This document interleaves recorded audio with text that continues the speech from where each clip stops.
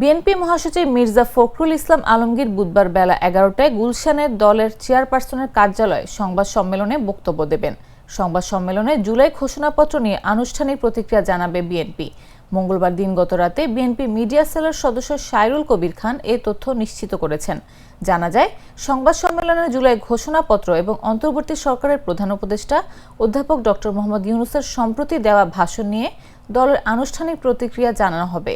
এদিকে অন্তর্বর্তী সরকারের প্রধান উপদেষ্টা ডক্টর মোহাম্মদ ইউনূসের জুলাই ঘোষণাপত্র এবং জাতির উদ্দেশ্যে দেয়া ভাষণে আগামী বছরের ফেব্রুয়ারি নির্বাচনের ঘোষণাকে স্বাগত জানিয়েছে বিএনপি।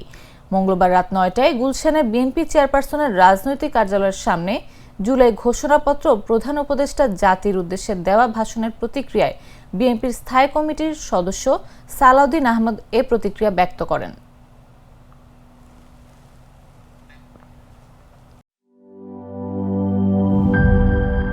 বান্ডেল থাকলে প্রতি সেনমানিতে টাকা বাঁচবে। বিকাশ সেনমানি বান্ডিল কিনে জিতুন প্রতি লেনদেনে।